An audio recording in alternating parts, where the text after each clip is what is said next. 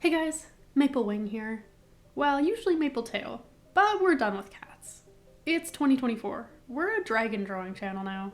Let's get into it. No, not really. I just really like this suggestion from Holly Ghost Cat to draw a dragon. Like I told them, I used to draw a lot of dragons as a kid. I've always really liked them. Since I started drawing digitally several years ago, I've only drawn maybe 5 of them. About time to do another. This particular dragon is the dragon form of one of my OCs, Destry Albertine. I've never drawn their dragon form before, and I thought it would be nice to put up on their Artfight reference page. Yes, I'm already getting ready for July. Keeping my fingers crossed for the theme Seafoam versus Stardust. For this drawing, I tried a few different poses in the sketch. I'm most used to drawing cats, obviously, and human characters, so anything outside of that takes a bit of doing. I think I got a cool floating pose in the end, though. It's a similar pose that I like to draw cats in sometimes.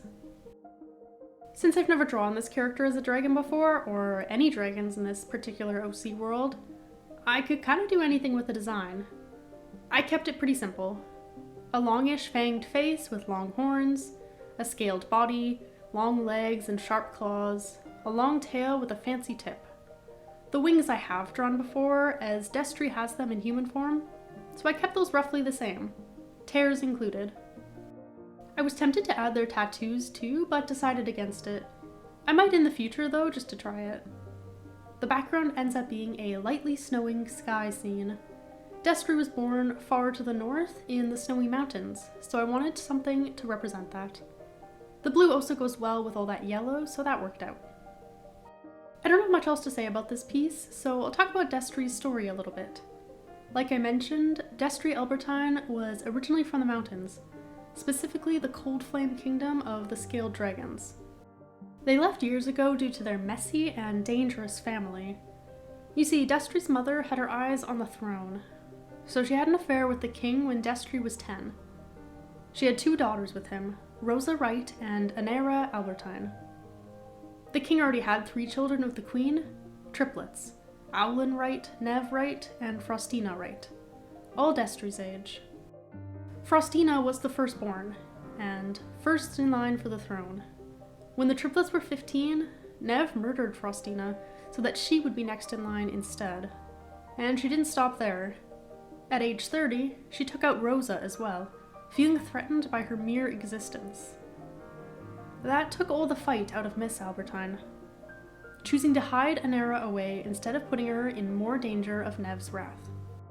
It might not have been enough though, as Miss Albertine too disappeared under suspicious circumstances. Destry must have sensed blood in the water, as they left the mountains over 8 years before their sister's death, not knowing that Anera is now their only living family. They left to soar over oceans instead of mountains, becoming the scourge of the Eastern Sea. They ended up being recruited by Maplet Maplewing, captain of the Silver Crow, a pirate ship whose crew specialized in treasure and mermaid hunting. They discover a love of art and become the ship's resident tattoo artist, giving themselves and others a multitude of ink. Destry is very much odd and even off-putting to some, but was able to find people among the crew to call friends. They grow close to a young woman called Eve Crestfallen, a human originally from the Desert Kingdom, and fell for the ship's first mate, Ea Swanhild, of the Island of Two Shores. And Malat was sold on their power alone.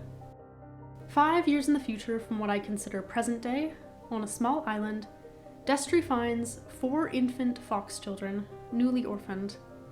They take them to the crew, and they are primarily raised and adopted by Ea, the only real parent on the crew. Destry helps in any way they can, but has no real experience raising children. When they are older, one of the kids, Rave Dawnless, apprentices under Destry, much to their excitement. The two only grow closer because of it, bonding over their love of art. The next I've written for Destry takes place 22 years in the future. The Silver Crow is at war with the crew of the Blooming Dusk, who I talked more in depth about in my video on Avon Soil. The 2 crews have been bitter rivals for at least 40 years at this point, and there have been many deaths at each other's hands on both sides.